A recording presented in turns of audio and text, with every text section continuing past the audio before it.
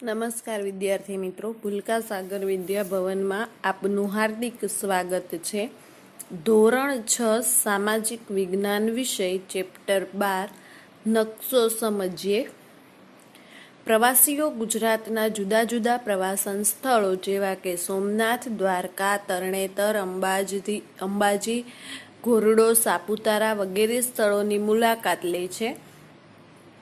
તેઓ આ પ્રવાસન સ્થળોના ભૌગોલિક વિસ્તારથી અજાણ હોવા છતાં પોતે નિશ્ચિત કરેલ સ્થળો સુધી ખૂબ જ સરળતાથી પહોંચી જાય છે। તેનું કારણ શું? કારણ માત્ર એટલું જ કે તેમની પાસે પ્રવાસન સ્થળ દર્શાવતો નકશો હોય છે। તેઓ નકશા વાંચન દ્વારા પોતાના પ્રવાસન સ્થળ અંગેની માહિતી પ્રાપ્ત કરી શકે છે। એટલે કે આટલી બધી જગ્યાઓ છે ગુજરાતમાં। હવે દરેક પ્રવાસીને તો ખબર નથી હોતી કે કયું સ્થળ ક્યાં આવેલું છે, તો હવે એ કોની મદદ લેશે? તો કે નકશાની। તો હવે એના વિશે આપણે આગળ જોઈએ તો કે વર્તમાન સમયમાં પ્રવાસ ઉપરાંત બીજા અનેક પ્રકારના હેતુ માટે નકશા ખૂબ જ ઉપયોગી બની ગયા છે। એટલે કે હાલના સમયમાં પ્રવાસ ઉપરાંત બીજા અનેક હેતુ એટલે કે અનેક જગ્યાએ આવા નકશા ખૂબ ઉપયોગી બની રહે છે। આજે તો વિજ્ઞાન અને ટેકનોલોજીના યુગમાં એટલે કે જીપીએસસી ગ્લોબલ પોઝિશન સિસ્ટમની મદદથી તમે વિશ્વના કોઈ પણ સ્થળે સ્વયં એટલે કે જાતે પહોંચી શકો છો। આપણે આ પ્રકરણમાં નકશા વિશે સમજ મેળવીએ। પૃથ્વીનો ગોળો પૃથ્વીનો અભ્યાસ કરવા માટે ઉપયોગી છે, પણ પૃથ્વીના કોઈ એક ખંડ, દેશ, રાજ્ય, જિલ્લા, તાલુકા, શહેર કે ગામનો અભ્યાસ કરવા માટે નકશો વધારે ઉપયોગી છે। એટલે કે નકશાની વધારે આપણે જરૂર પડે છે। બાકી કોઈ પણ સમજ આપણે પૃથ્વીના ગોળા દ્વારા પણ મેળવી શકીએ છીએ। હવે જોઈએ આગળનો ફકરો।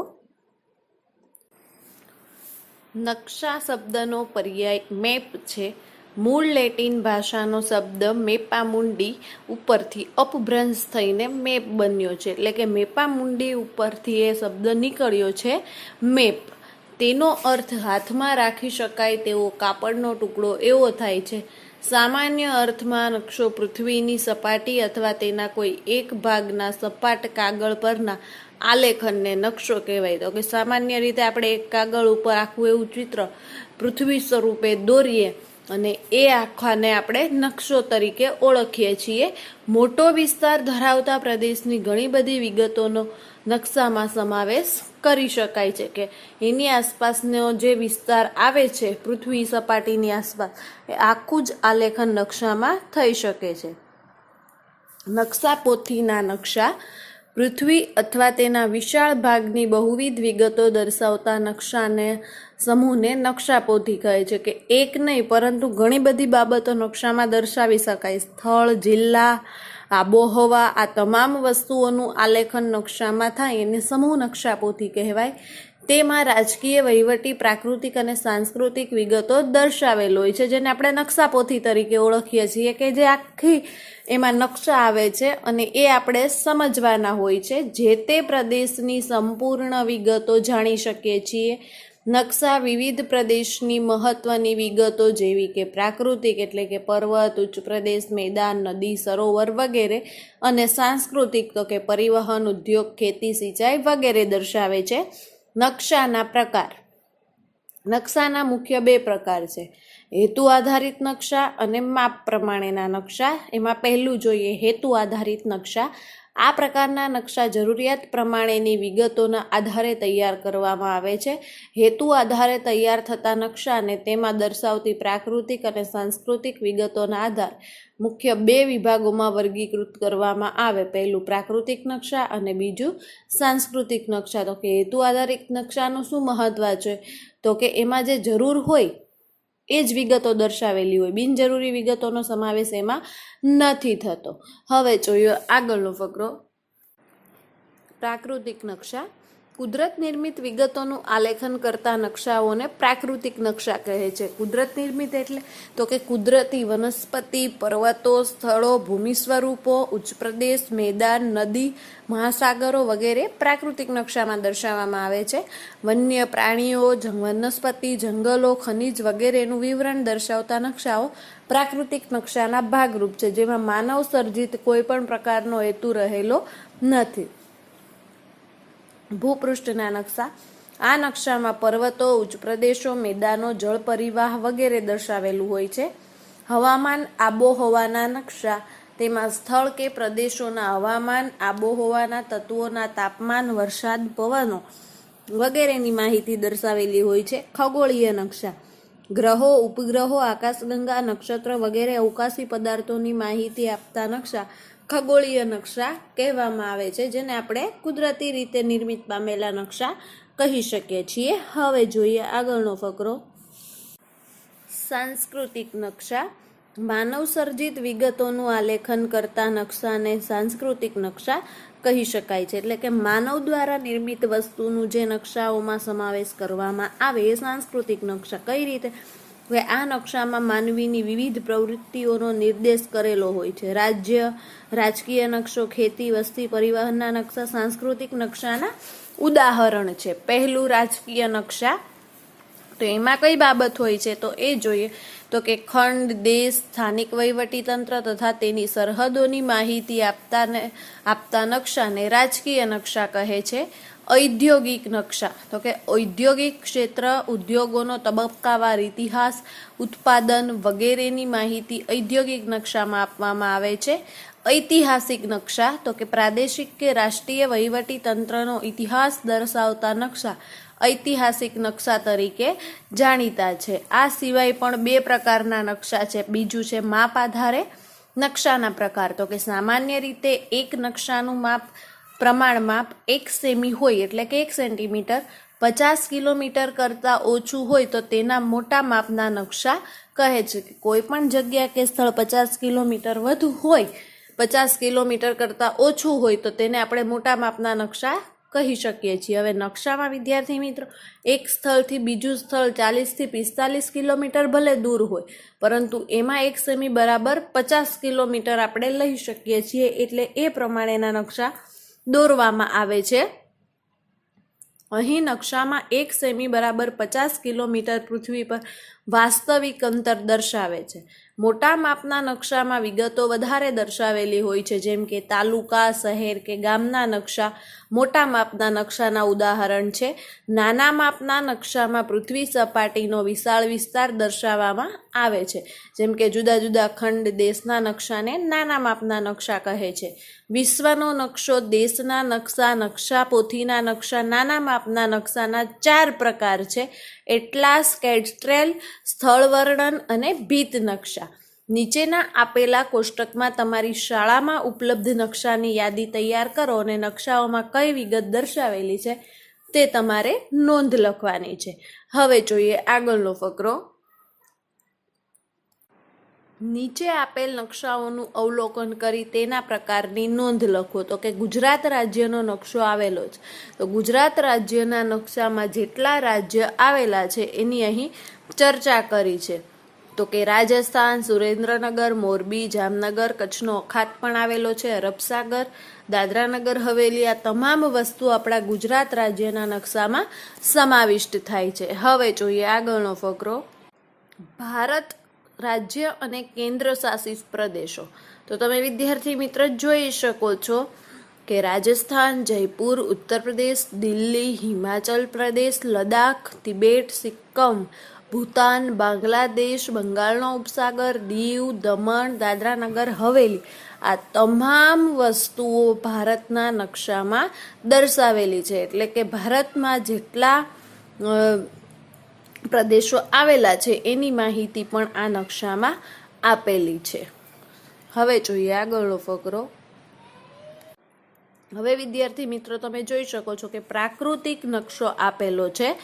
તો કે ઉત્તરનું મેદાન, યમુના નદી ક્યાં છે, બંગાળ નદી, હવે બંગાળનો ઉપસાગર ક્યાં છે, બંગાળની ખાડી ક્યાં છે, સિંધુ નદી, સતલુજ નદી, આ તમામ વિશેની માહિતી આપણને ભારતના નકશામાં આપેલી છે. એક દિશા આપી દેવામાં આવે ઉત્તર દિશા, પછી આપણે બધી જ દિશાઓ શોધી કઈ જગ્યાએ કયું સ્થળ આવેલું છે એ દિશા આધારે આપણે નક્કી કરી શકીએ છીએ. હવે જોઈએ આગળનો ફકરો. ભારતમાં નકશાઓ બનાવતી મુખ્ય 3 સંસ્થા છે. NATMO એટલે કે national atlas thematic map organisation. આ સંસ્થા કોલકાતામાં આવેલી છે. તે વિતરણ દર્શાવતા નકશાઓનું નિર્માણ કરે છે. NRSA એટલે કે નેશનલ રિમોટિંગ સેન્સિંગ એજન્સી. આ સંસ્થા ક્યાં આવેલી છે? તો કે હૈદરાબાદમાં. તે ઈસરો દ્વારા અવકાશમાં સ્થાપિત ઉપગ્રહ દ્વારા લેવાયેલ તસવીરથી નકશાઓ તૈયાર કરે છે કે કુદરત નિર્મિત પ્રક્રિયાઓ અવકાશમાં કઈ રીતે થાય છે એ આ સંસ્થા જાણે છે અને એ પછી નકશામાં ઉલ્લેખિત કરે છે. સર્વે ઓફ ઇન્ડિયા, આ સંસ્થા દહેરાદૂન ખાતે આવેલી છે. આ સંસ્થા નકશા નિર્માણ અને તેના ઉપયોગ માટેની મંજૂરી આપે છે. આપણા પાઠ્યપુસ્તકના નકશા આ સંસ્થા દ્વારા પ્રમાણિત કરેલ છે. એટલે કે તમામ વિગતો આ સંસ્થા જે દહેરાદૂન ખાતે આવેલી છે એના દ્વારા આપણે મંજૂરી અને નિર્માણ કાર્ય થતું જોવા મળે છે. નકશાના અંગો મુખ્ય 3 છે અને આ 3 અંગ દિશા, પ્રમાણ, માપ અને રૂઢ સંજ્ઞા છે. તો પહેલું જોઈએ દિશા. તો કે સામાન્ય રીતે તમે નકશામાં અવલોકન કરો છો ત્યારે તમે ચિહ્ન જુઓ છો. આ તીરનું નિશાન તમને ઉત્તર દિશાનો સંકેત આપે છે, જેમાં નોર્થ પણ લખેલું હોય છે, ખાલી એનની સંજ્ઞા પણ હોય છે. જ્યારે તમને ઉત્તર દિશાનું જ્ઞાન હોય તો અન્ય બીજી દિશાઓ તમે તમારી રીતે પણ નક્કી કરી શકો છો. તમે ઉગતા સૂર્ય સામે મુખ રાખીને ઊભા રહો તો તમારો ડાબો હાથ ઉત્તર દિશા બાજુ અને જમણો હાથ દક્ષિણ દિશા બાજુ આવશે. તમે ઉગતા સૂર્ય સામે ઊભા છો તો તમારી પૂર્વ દિશા છે, તો તે ઊભા છો તે દિશા તમારી પૂર્વ દિશા છે અને પીઠ બાજુની પશ્ચિમ દિશા છે. એટલે કે સામાન્ય દિશાઓનો આપણને ખ્યાલ આવી શકે છે. હવે જોઈએ આગળનો ફકરો. ઉપરયુક્ત આકૃતિ 12.5માં 4 મુખ્ય દિશા છે જે તમે જોઈ શકો છો.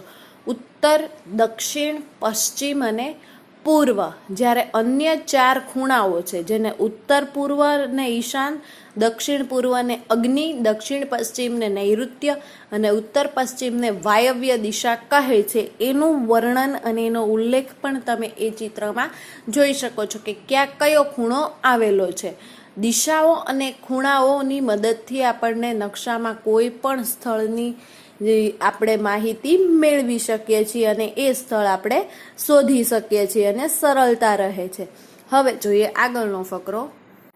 હવે મંદિરની દિશા, પોસ્ટ ઓફિસથી કૂવાની દિશા, તળાવથી પાણીની ટાંકીની દિશા અને ખેતરથી પોસ્ટ ઓફિસની દિશા, ઉત્તર દિશા તમને આપી દીધેલી છે. હવે દરેક દિશા તમારે શોધી અને લખવાની છે અને ક્યાં કયા ખૂણામાં કઈ જગ્યા આવેલી છે તેનું પણ વર્ણન તમારે આમાં કરવાનું છે અને આ તમારે નોટમાં આ પ્રશ્નનો જવાબ લખવાનો રહેશે. હવે જોઈએ આગળનો ફકરો. ગામનું રેખાંકન. હોકાયંત્રની અહીં વાત કરવામાં આવી છે વિદ્યાર્થી મિત્રો. તો કે ચુંબકના ગુણધર્મને આધારે વિકસાવવામાં આવેલ સાધનને હોકાયંત્ર કહે છે. એટલે કે આમાં ચુંબકની વાત કરી છે તો કે એના ગુણધર્મ દ્વારા જે આધારે એનું વિકસાવવામાં આવે એ સાધન હોકાયંત્ર. તો આ શું છે તો એ જોઈએ. તો કે હોકાયંત્ર કાચથી ઢકાયેલું બોક્સની અંદર એક ચુંબકીય સોય ધરી પર રાખેલી હોય છે જે મુક્ત રીતે ફરી શકે છે. એટલે કે તમે ઘડિયાળ જેવું ચિત્ર તમને આ હોકાયંત્રનું દેખાશે પણ હુબહુ એ ઘડિયાળ નથી, હોકાયંત્ર છે. સોય ઉપર N અને S દર્શાવેલા હોય છે. હોકાયંત્રનો ઉપયોગ તમે વાહન, સ્ટીમર, સબમરીન, વિમાન વગેરેમાં દિશા નિર્ધારણ માટે કરી શકો છો. તો કે તમારે કઈ દિશામાં જવું છે અને કઈ રીતે જવાશે આ હોકાયંત્ર દ્વારા તમને ખબર પડી શકે છે. હોકાયંત્રની સોય હંમેશા ઉત્તર દક્ષિણ દિશા તરફ જ શા માટે હોય છે તો કે તમને કોઈ પણ દિશાની માહિતી સરળતાથી મળી શકે એ માટે. પ્રમાણમાપ.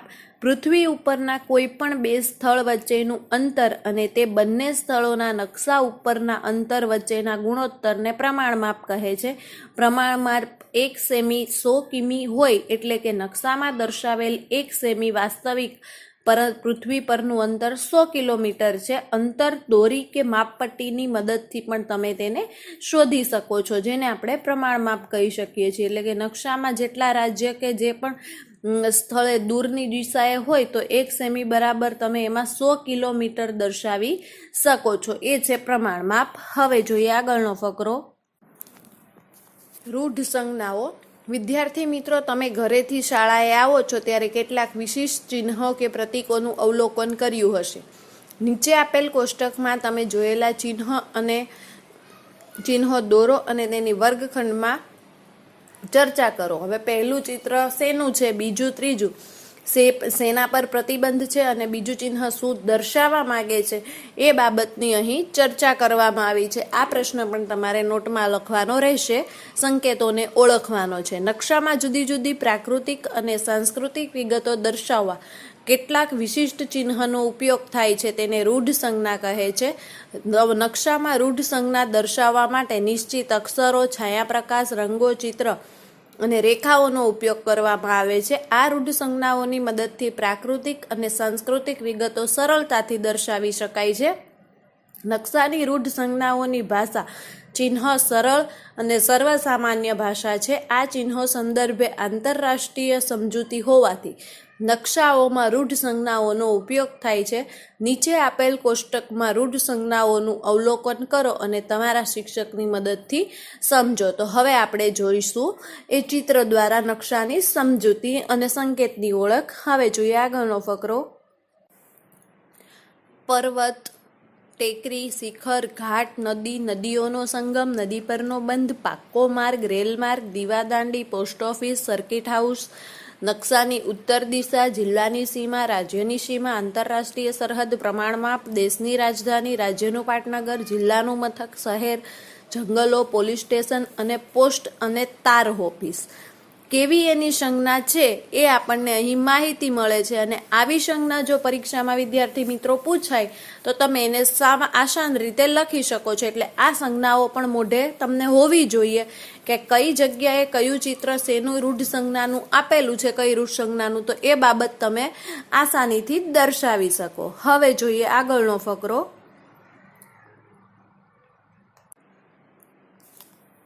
ચિહ્નો ઉપરાંત નકશામાં જુદા જુદા રંગ અને રંગ સ્તરથી વિભિન્ન પ્રાકૃતિક અને સાંસ્કૃતિક વિગતો દર્શાવી શકાય છે.